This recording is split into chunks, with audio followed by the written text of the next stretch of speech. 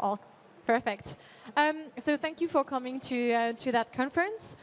What we're going to talk about today is one of the important points of an LMS is that it's being used in many times, and I'm responsible for deployment of an LMS, so I can see it from firsthand, as a content library rather than a real engagement platform. So that is the gap that UNICEF is going to talk about, and how do we change that? If you want to present yourself, Raphaël. So I'm Raphaël Blassel-Daman. I work for UNICEF, and more especially, as you can hear with my beautiful accent, for UNICEF France as a training and awareness officer. I'm very glad to be here today with you. Perfect. I can speak like that as well if you want me to, but I'm gonna try to hide the fact that I'm also part from France, from Paris. I'm responsible for the customer service and the deployment at RiseUp. So everything that happens once you want to deploy the solution and implement it in-house, and talk about change management. And we've been working together for about 5 years. 5 years, I think. Yes. 5 years, yeah, and many to come. Raphaël. So maybe before talking about figures, give us the human context of how UNICEF works in France, because I know that it's a different organization in the UK. Exactly. So UNICEF is the United Nations International Emergency Funds for Children, and in France, it has 3 actions. The first one and main one is raise funds for children and children's rights around the world. The second one is advocacy for children's rights with local, national, and international authorities. And the third one is raise awareness of children's rights, so educating children so that they can better know their rights, and educating adults so that they can better respect and uphold children's rights. And to help us carry on these actions, we are lucky to have more than 5,000 active volunteers in France, with 60% of these volunteers that are what we call young ambassadors, so volunteers between 10 and 26 years old. And thanks to these volunteers, we are able to raise awareness among more than 300,000 children every year. So it's a very engaged and active community. And now, as a training and awareness team, we have one challenge. It's to support them and train them to help them act on the ground on behalf of UNICEF France. So 55% of learning leaders said learning improves employee engagement. 55% is the average. And again, in your use case, we are not talking about collaborators, employees, but volunteers, with no management to kind of push them to do the course and to complete it. How do you see that, and how do you kind of bridge the gap at UNICEF? Yes, it's actually one of our main challenge, because as you may know, volunteers give their time. They are not always available, accessible, and especially in France, they are dispatched all over France and overseas. Mm-hmm. So it's very difficult to reach them and to make them follow a training.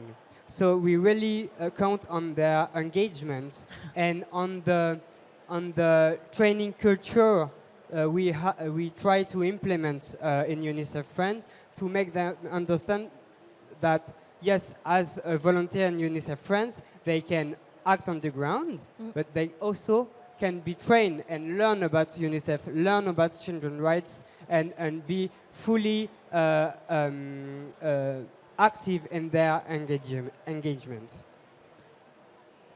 Another stats here that you're probably aware of is 1 in 2 employees are unaware of all the learning opportunities that are available to them.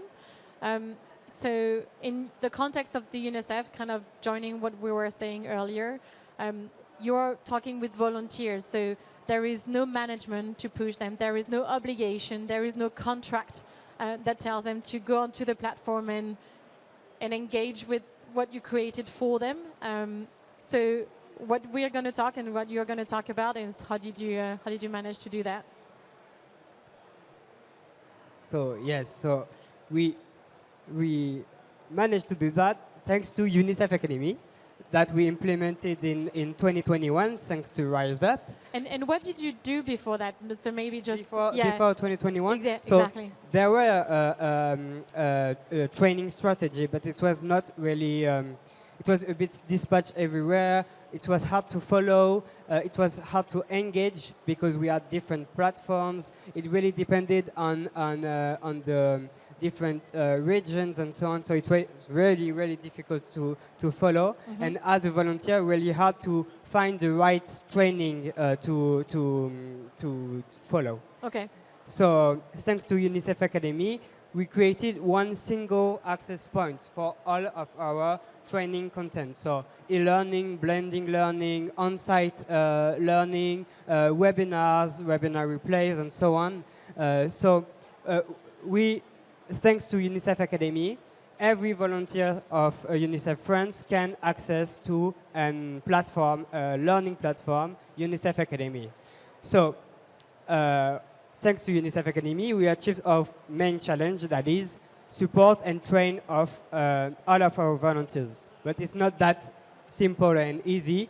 And now there is one issue, one question left to answer, that is how can we highlight our training? How can we guide our volunteers to the right training path? Exactly. So what we I have a video to show you on what we have used within the platform. It's kind of a marketing contextualized tool to help engagement and show how can you create an engagement for an onboarding, how you can create an engagement based on a skill, based on a job title, or based on, in your case as well, like you have agencies a bit across all France. So you could have a page specifically dedicated to the one in Paris, in Marseille, in Lille, for the one who knows French geography. So you build an amazing training, but is anyone finding it? When training isn't seen, it isn't relevant, and that means low engagement. It's time to give your learning the spotlight it deserves. Introducing Rise Up Engage. Engage is your new learning page builder. Build beautiful branded pages in seconds. Just choose a section to your page and edit its content. It's that simple. And since a great page needs the right audience, with smart audience targeting, you can deliver the right content to the right people. Once you're ready, all you need to do is activate your page in one click, and it's live. Now you can see your page directly inside your Rise Up platform. Need to move fast? Use our ready-made templates. Engage adapts to all your use cases. With Rise Up Engage, you can finally give your learning programs the visibility they deserve. Want to learn more? Get in touch with us. So this tool, just to give a bit of context, is Frédéric over there. Hello, boss. He's been working at Rise Up for about 2 years. He's the head of learning here. And in his previous life, he's worked for about 10 years, even more than that. He's going to give me the big eye if I don't say it correctly. But over 10 years at Danone in engagement. And basically, he created a tool that he wished he'd had in this previous LMS. And with UNICEF, we're actually one of the first ones to use it. So we've been building pages together. I think we have one example here to show on the screen, and then I'm going to present it. We created one first very simple page, basically an onboarding page for all of our new volunteers. So one first point to understand what is UNICEF Academy, who can I contact if I have a question, what is the first training I need to follow, so how to better understand the actions of UNICEF, how to better understand children's rights and so on. And also very simple but very useful tools such as documents, key figures, the agenda, and some frequently asked questions. So it's a very simple page to create, but very useful page to have on an LMS, because before the implementation of this page, new volunteers will contact us to ask us what training can I follow? I'm a beginner. I don't know anything about volunteering about in UNICEF. What can I do? Now they still contact us, but to tell us, okay, I've done the first trainings. They are great. Now, how can I act on the ground? So this is the next step. This is a more valuable relationship. So it was very, very useful for us. It's basically, it's a storyteller. It's you tell a story based, because you can also link the page to a specific group. So it doesn't have to be the same story for everyone, as it shouldn't be, because it's all about personalization. Otherwise, no personalization, no engagement. Final point. And we made it so easy to use that you don't need to have a PhD in WordPress to create those pages. Believe us when we say we have zero coding experience. It's very easy to manage. We've made it in that sense. So what will be interesting to understand is what will be the next step, and what have you seen as an impact on your community with what you've built so far? Yeah, so the onboarding page was only the first point of our engagement strategy through training. We already seen some impact, more than 200 new subscriptions to our first training in 1 month, and it's great for us. Okay. That's great. As I said, a shift in the relationship, a more valuable relationship between the training team and our the new volunteers, and it's helped us implement a new strategy. So 3 challenges. The first one is empower local ambassador. As you said, Rise and Engage allows us to target specific audiences. So we could target training paths, very specific training paths for volunteer spokespeople, for example, volunteer trainers, and so on. The second challenge is, and it's very linked with the first one, is personalized journeys and communication. As I said earlier, 60% of our volunteers are between 10 and 26, and obviously we need specific trainings for them, and we need a specific communication for them. Specific training for the Gen Z? Exactly, exactly. So short trainings available on the mobile app and so on, and specific communication, of course. Do you change also like the way you communicate, as in the content? Yes. Okay. Of course, of course. And even when I talk about young ambassador, you don't talk the same way at a young ambassador that is 10 or 15 and a young ambassador that is 26. So it really enables us to really target more efficiently our trainings. And the last one is learning as the thread of engagement. So as I said before, really create a learning culture. When you become a volunteer in UNICEF France, you can act on the ground, but you can also be trained, learn a lot of new things that will be helpful in your volunteering, but also in your everyday life. Yes. And so at the moment, you talked about having people subscribing more because they are not forced to do a course, right? So they have to choose and go on the catalog. And because you're still the beginning of the implementation, you're going to, what are the key metrics that you're going to look at after maybe a few weeks or a few months to see how big of an impact it has had on the completion rates, obviously. Also the time rates.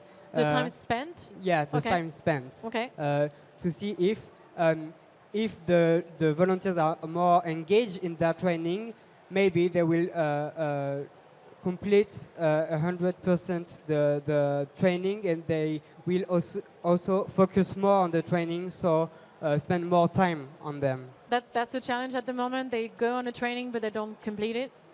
Yes. Yeah. Yes. Not always. Not always. Our volunteers are great, but sometimes we need to push them a bit. And do you also get the support of local antennas, like to you know, like in Paris or in Marseille or Lille, like the example I give to you? Like, do you also incentivize them to help being your support locally? Yes, Okay. of course. And I was talking about the young ambassadors. We really need to create with them and not only for them. And thanks to Engage, it's really, really easy to create. So the young ambassadors will be able to create with us some engaging content to help other young ambassadors to follow the trainings. And one of the things, so we talked about the different use cases that you can have. There are so many use cases that you can do within this tool, and you have over 5,000, I think, right, volunteer on the platform. So that's that many groups that you can have. It means that you have to duplicate the number of pages. Personalization at scale can be a challenge. So can you maybe explain what will be the strategy? Why did you start with this one? What will be coming next? Yes, we will really need to choose our challenges. Okay. We can personalize our communication, but not all of our trainings, obviously. So Engage will allow us to communicate very precisely, but on sometimes the same training path. That's the thing. If you communicate differently on the same training path, maybe volunteers will be more engaged, even if they are different. Okay. And have you already had like a lot of testimonials as you know, the way you've changed the approach? Not a lot, because it's only we launched it only a month ago. Okay. But we have a few. Okay.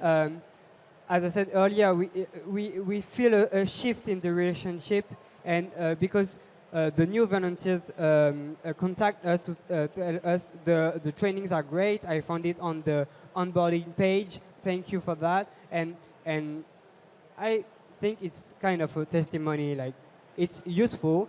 You can be autonomous as a volunteer, and that's why we are launching it. Okay.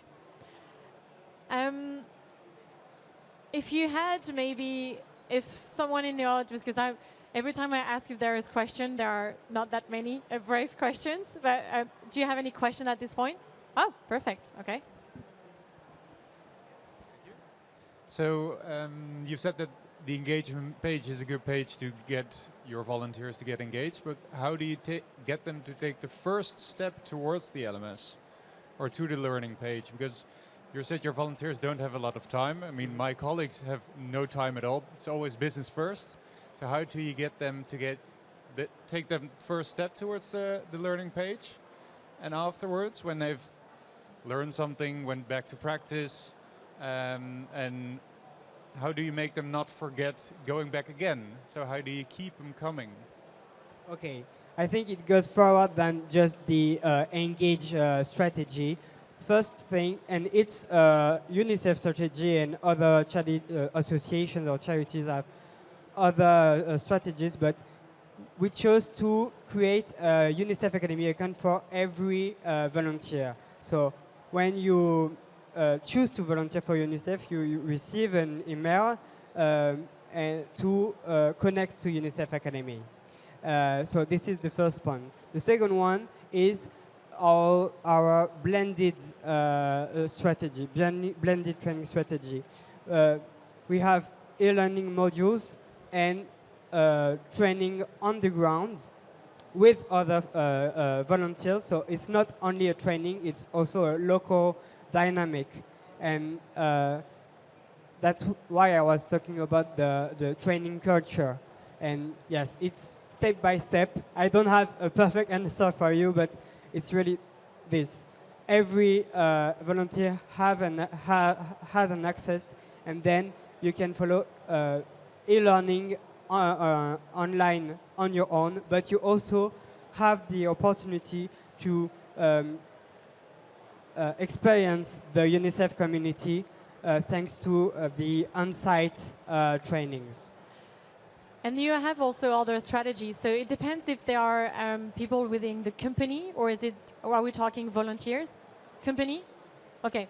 So within a company, you have two strategies. You have the stick or the carrot. Most of the time, people are using the stick rather than the carrot. So what you could do is, for mandatory training, get the help of what we call group managers in Rise Up. So every managers within their team as part of their objective for the year. So annual reviews just finished. That could be part of their objective for them to fill that. That can also be part of a strategy for your moving in your career. How do you want to evolve in the company, and how do I want to measure the progress and the ambition that you have to actually get onto the next step. Another strategy would be to do incentives, like use on gamification. What I've done with a partner was we created a campaign around one specific skill that was just soft skills. And we organized kind of a contest in-house with a leaderboard showing on the platform who was the best, within whether it was completion rates, whether it was time spent on the platform or other metrics that you would have. And at the end of the month, you had the ranking and the person was like winning something. If you don't want to incentivize to the collaborator game, do it on the managers, because managers are super competitive. I know I am. And you could do that. On Rise Up, we have a way to display anything within HTML. So what I've done is I've displayed a leaderboard just for group managers. So only group managers were seeing that. And they were seeing the result of who is the best team, basically transforming and translating as who is the best manager, basically. And that works pretty well. So if that complete the answer from Raphael. Is there any other question? Yeah. Okay. I've got a bit of running here. Hi. So quite a big part of engagement with LMSs, it's sort of about creating community, right? So how does the UNICEF Academy sort of facilitate a sense of community with the learners? Could you explain a bit about that, please? Thank you. Thanks for running. No worries. So you want to understand a bit more of how do you create a sense of belonging within the community through the LMS? Yeah, so we don't, as a UNICEF training team, we don't work as on our own.